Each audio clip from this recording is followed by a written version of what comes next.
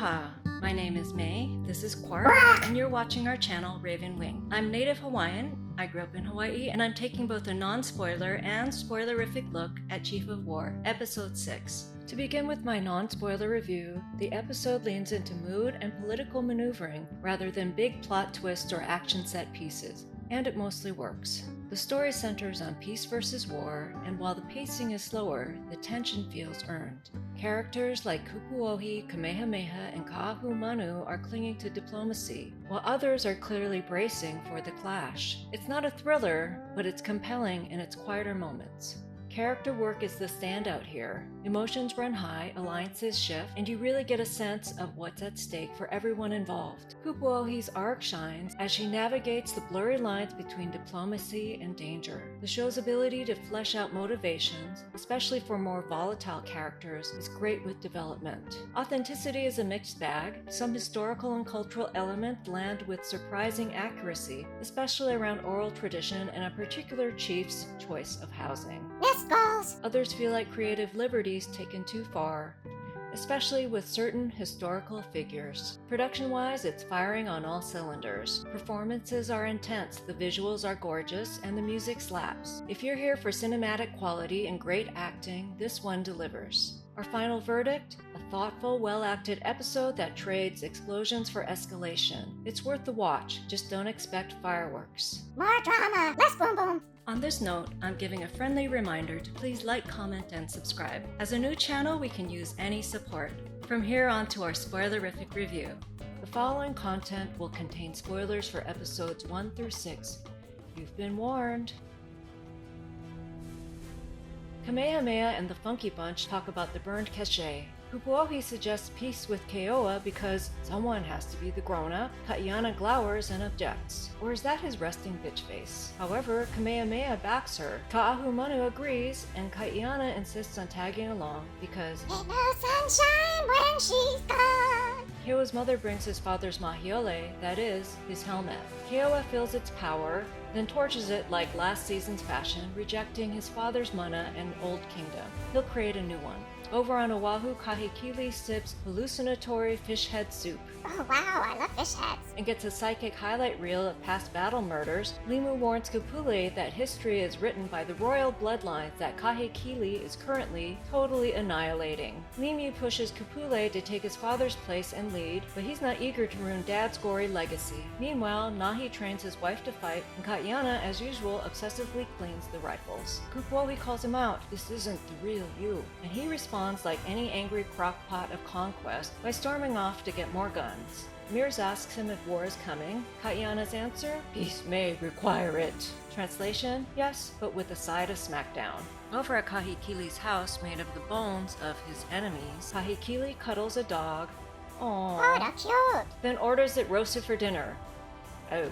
Ooh, delicious. Kupule pleads for mercy for other island bloodlines, but Kahekili insists they're infected and gestures to some of his own strung-up chiefs like a sick and twisted art installation. The men are in such poor shape that Kupule mercy kills one in disgust. Kaiana checks in with Kahumanu, who wisely urges patience. On the lava field, Kupuohi and Kaiana meet Keoa. He rejects peace and even calls Kaiana howlified. That's rude. I wouldn't even say that. Kaiana points a gun at his face but doesn't shoot, probably because he's outnumbered. And these old-timey pistols only shoot once. Meanwhile, Tony is showing the Hawaiian warriors how to shoot the new Super OCD clean rifles, and Keoa's mother gives him the classic, "You're not gonna win this, honey," warning. Kaiana tells all to Kamehameha, who responds with a heartfelt story and declares the law of the splintered paddle. Basically, don't be a murderous jerk unless someone else starts it. Keoa asks for help from Kahekili, who, surprise surprise, is secretly planning to backstab him with rogue warrior Opunui, who is like that tweaker cousin your parents warned you about.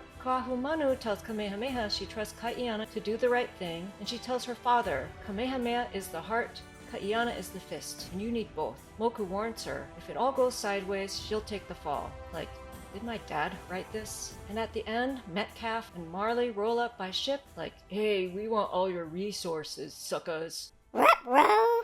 So, before we continue, please support our new channel by checking out or ordering from my online store on Etsy.com. I have over 200 art prints that I have designed to meet anybody's decorating or gifting needs on paper or canvas, with or without frames. See the link below. Now, this episode isn't heavy on plot twists. It's more vibes and strategy than boom boom. We've got two delegations, Kupuohi's peace mission and Keoa's help me please campaign. I had thought the burn cachet meant war drums, but nope, not every episode can be burning cities and cliff dives. This one's more like a war committee meeting with snacks. For plot, 7 out of 10. The basic theme here is war or no war. That's the tension. If there's a peaceful option, our protagonists will take it, probably. But for characters like Kahekili, whose visions are basically horror films on loop, war seems inevitable. Also, they made a boatload of magic fish soup.